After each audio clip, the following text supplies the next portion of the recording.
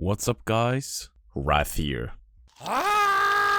In this video, we will attempt to Nuzlocke Plant vs Zombies fusions, and it all starts with this humble Peashooter. The game's premise is simple. You fuse your plants to create stronger plants while defending your lawn from angry animal rights activists. We start off with a sunflower and Peashooter. The sunflower generates sun to buy more plants, and the Peashooter is here for offensive reasons. While we're in the beginning portions of the game, I better explain how the Nuzlocke works. If any plant gets eaten, destroyed, or vanishes off the lawn, that plant is dead, including every single plant that is fused with this plant, which can quickly spiral out of control. I can also not use the shovel, as that would mean I destroy the plant.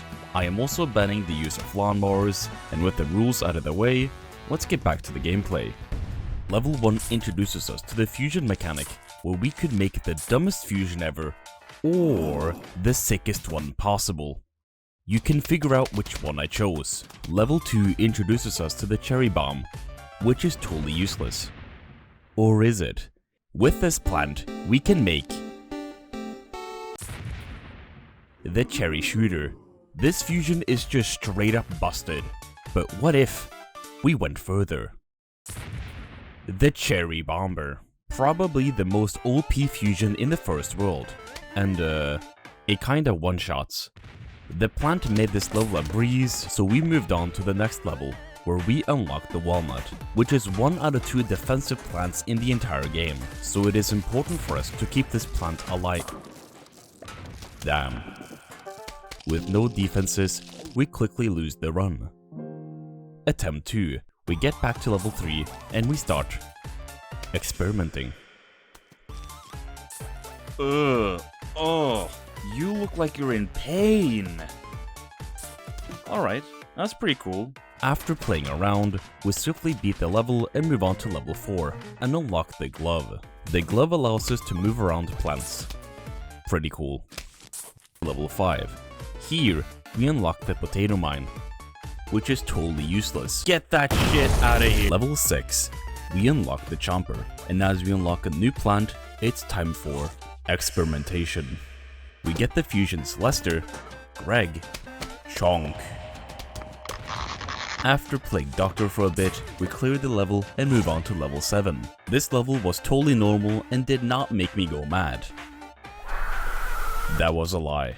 What is that? Here we encounter the Peashooter Grandma Zombie. When her newspaper breaks, she turns into a cherry bomber and destroys every plant in front of her. This stupid zombie ruined attempt 2 and 3, and it would have been a lot more easier dealing with her if we had a small potato-shaped friend. However, we can also just create a line of cherry nuts to absorb the explosive damage. We also unlock the gift box this level, which is just gambling. This level becomes obsolete after setting up a line of cherry nuts, so we move on to the next level, where nothing happens. Well, we do have these metal Peashooters and walnut zombies which drop buckets, which can convert our Peashooters and walnuts into... Never mind. We move on to the next level, which is just everything we've experienced so far. It was easy. And now we move on to the nighttime level. Here we get the classical puff shroom, which is probably the most important plant during the nighttime, purely because A, they're free, B, they can be stacked on top of each other, and C, they can be turned into sun shrooms. Now, I did not know this, even though it says right there in the tutorial screen, so just promptly continue on with the narrative that I am a dumbass. I also managed to lose a plant immediately on this level, so that sucks. Next level, we unlock the fume shroom, and this bad boy we're gonna have a lot of fun with. The level goes as normally as you could think. We get some funny fusions, we kill some scary zombies, and of course, we die towards the end because of a stupid gravestone. Attempt 5. The same thing happened again. Attempt 6. We finally crossed the great barrier of level 11, and we won't make the same mistake going forward, for a big reason. Level 12. Hypno Shroom. And this bad boy can create so many good fusions. The best one being the Hypno Walnut, that pastes paper bag zombies that turn into random zombies. So even more gambling! This single plant makes this entire level a breeze, so we move on to level 13. Honestly, nothing exciting happened this level. We didn't unlock a new plant, there were no new zombie variants, nada. Wait, what's that? That's right people, we have a Discord server where you can do fun activities like gamble, talk about your favorite shawarma recipes, cottage cheese, indulge in your deepest darkest fantasies, and best of all, me. There is a 40-day gap between each upload, so now you get to talk to the big man himself as I am chronically online. You will also be notified of future uploads and stream notifications. Streams? Yes, I will do those. So join up now while the offer is fresh. Please.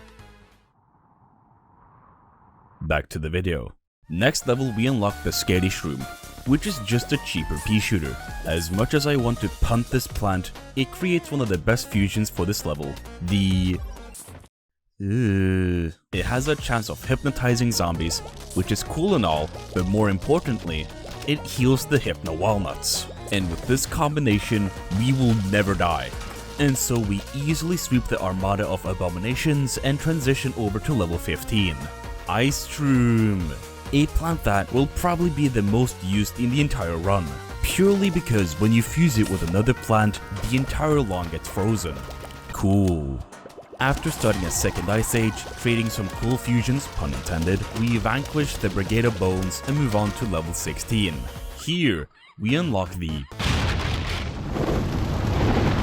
Doom Shroom, the strongest single-use plant in the game, but also creating one of the most OP fusions. This guy, I call him Larry. Probably one of the most OP fusions in the entire game, freezing and penetrating all zombies in the same lane. And because of this plant's sheer power, we defeat the Undead Union and move on to level 17, where we unlock a second gift box? What does it do? What? No. Attempt 7. This time, we won't open the rotten gift box. We also met hit pop star Michael Jackson. Never mind. Other than that, we swiftly execute the crew of corpses and move on to the final level of World 2. Which reminds me, I never mentioned these tallnut zombies. They don't really matter. They get shredded in under 10 seconds anyway. This level wasn't any different from the last level, so we just bada bim bada boom. Trophy 1. Next world.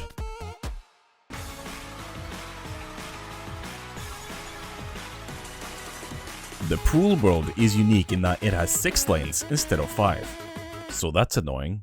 We also have to deal with the pool, which can only have lily pads and aquatic plants planted on them. The only positive thing I can think of is that the lily pads have the ability to cause plants to undergo mitosis and produce another plant. Another downside is that all nighttime plants cost twice the amount during the daytime. As this is the first level of the pool world, we only fight normal zombies and coneheads, which is pretty boring. So let's just move over to the next level, which also has trash zombies. And we unlock the Squash, a useless plant. Level 21. Here we actually face some resistance. We unlock the 3-peater, which is pretty good for lane control, but gets easily outclassed by everything else. We are also introduced to the Snorkel Zombie, which avoids all damage while submerged, and the normal counter, the Squash, is unusable, so we just have to... There we go. That essentially eliminates all danger from this level, so we move on to level 22, and what is that? In this level, we are introduced to the Zomarine, which has 1 million health. For reference, the Buckethead has 270 HP, and this thing has 3,704 times that amount. What is this tomfoolery? I guess the only thing for us to do now is to... Oh. He's dead. Why is he dead? Ah, Stygian Kelp, a super fusion that kills any aquatic zombie within 30 hits, my beloved. And for once, the Squash actually becomes helpful, as you can fuse it with the Stygian Kelp to get these funny bouncing squashes. Our super fusions made quick work of the Dynasty of the Dead, and we move on to level 23. Here, we unlock the Jalapeno, which is as OP as it is in the regular game. However, there are not a lot of fusions we can form with it right now, the current best one being the Peashooter, that can inflame 3 lanes at the same time. And that's it. Hot. We are also introduced to the Zamboni zombies, who are super tanky and tend to get uncomfortably close to my plants. But for some reason, the bobsleds don't spawn. We quickly dispatch of the X-Animate entourage and move on to level 24, where... oh! There are the bobsleds. Why are they fused with the Zombo? Here we unlock the Spikeweeds, who have an amazing ability in that they can be placed in the front line and deal passive damage without taking damage. Now, it is extremely important that we don't let a Zamboni drive over them, because that would immediately kill...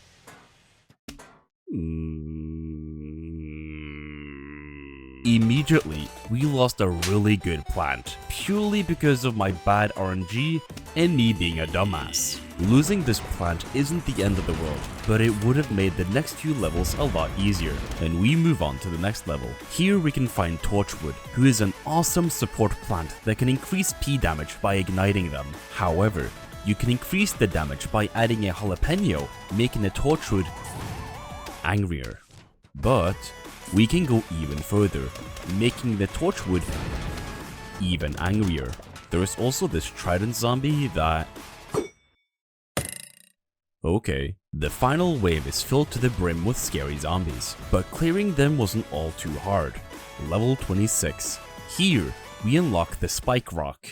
God fucking damn! Level 27, the final level of World 3.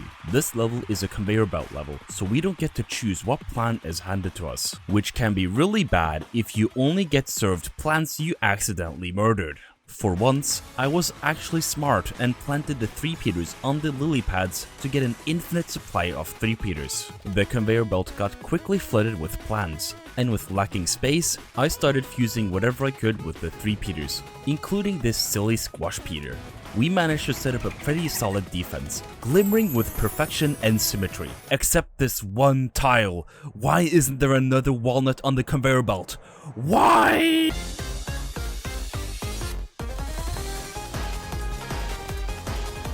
World 4, the Fog World. Here, you can literally see nothing, which is why it sucks. Delete this world. We skip the first level, for obvious reasons, and move on to level 29, where we unlock the Lantern, which finally makes this level bearable. We also go back to using our old nighttime strategies, which easily shreds the enemy. Level 30 introduces us to the Balloon Zombie, an enemy that can levitate above our defenses and avoid all forms of damage. We do, however, get a plant to counter this zombie, the Cactus, which I hate! Just look at him! He looks so grumpy and pissed all the time. I just want to... Anyways, the Cactus is the current best plant for the nighttime, so we'll just have to bear with him. Fusing the Lantern with the Cactus makes it actually cool, for once, turning it into a particle accelerator. But other than that, this level was kinda boring, so I'll just move over to the next one, where we unlock the Mallet, which one-shots any zombie it hits, which is stupid and boring. Banned. Level 32, we unlock the Blower, which is incredibly OP if we could use it. We are also introduced to the Zamplin and the Jester Zombie, who just does a little trolling. I would have also loved to showcase the Zamplins, but they literally die before they exit the fog. God, I hate World 4. After literally not being able to see anything, we move on to level 33, where we unlock the Starfruit. And oh boy, is it good. Being able to shoot across every lane, but if you fuse it with the Lantern, it becomes homing. This is just straight up busted. However, there was one small hurdle I had completely forgotten about. Yup, I had forgotten about Miner Zombies. Not once, twice. The third time round, I had learned my lesson. Level 34, we unlock the Pumpkin, which is the only other defensive plant we'll get in this entire game, which can be fused with the Cactus and the Blower to create this fusion.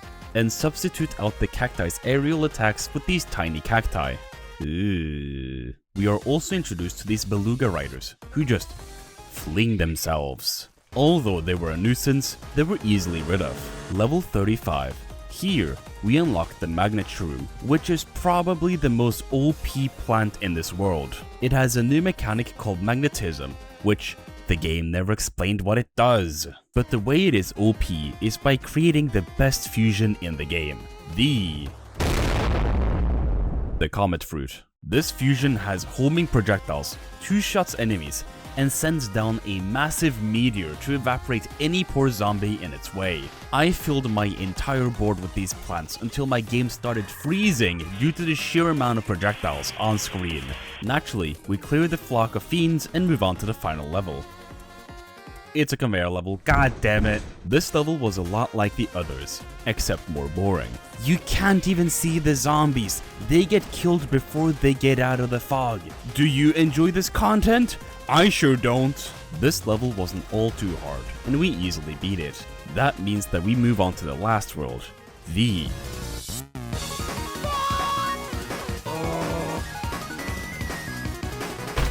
Welcome to the roof world, where we have to face off some of the hardest enemies we've seen so far. There are a few new mechanics making this level harder. We can only plant on the pots, and the roof is slanted, making it impossible for our plants to attack directly, which makes the newly unlocked cabbage pult the only viable option we have. The first level goes smoothly, as it is the first level. We get the feel of the cabbage pult and find out that the pots can be fused too. What do these fusions do? I don't know. I just think they look funny. We easily clear the first level and move on to level 38. Here, we get the potted plant. And pogo zombies? Already? This level introduces us to the cruel reality that we have to use the tall net. I also forgot to bring a third of my plants to this level, demonstrating how hollow my head is. We somehow clutch out a win and move on to the next level, where they just remove the pogo zombie? I don't get this game, man. We also unlock the kernel pult, who I think is miles better than the cabbage pult, but I don't need to decide which one to plant when I can have both of them on the same slot. We defeat the gang of goons and move on to level 40. Here, we have to fight the ladder zombie, a nuisance that places ladders to cross tall nuts. And to counter this zombie, we get garlic? Really? Instead of throwing this plant to the side, I create a defense that forces the zombie to go towards the middle where they will be sprayed by the fume shrooms. We easily won. Level 41 brings a couple of dangerous foes. This bowling ball and an American citizen. The latter can quickly be countered by our newest plant, the umbrella leaf. However, the bowling ball is a bit more complicated. Let's go back to the beginning. The level starts as usual. I set up my sunflowers, begin fusing my pults, and then this big ass bowling ball comes strolling in and crushes my plant pot, which eliminates every single plant you see on screen. This single level made me lose 4 attempts in a row. 3 attempts to the bowling ball and 1 attempt to me being stupid. Not to mention, when you destroy the bowling ball, they turn into giant fireballs that roll and kill every single plant in the lane. That is so stupid. Now, how do we counter something that can bounce and instantly kill any plant it comes in contact with? I don't know. I just used insta-kills. Level 42. 4 levels remaining. Here, we are introduced to the marigold, which brings a new mechanic to the game: capitalism. When you fuse a plant with the marigold, you can make the plant use an ultimate move with this bean, kinda like the plant food from Plant vs Zombies 2.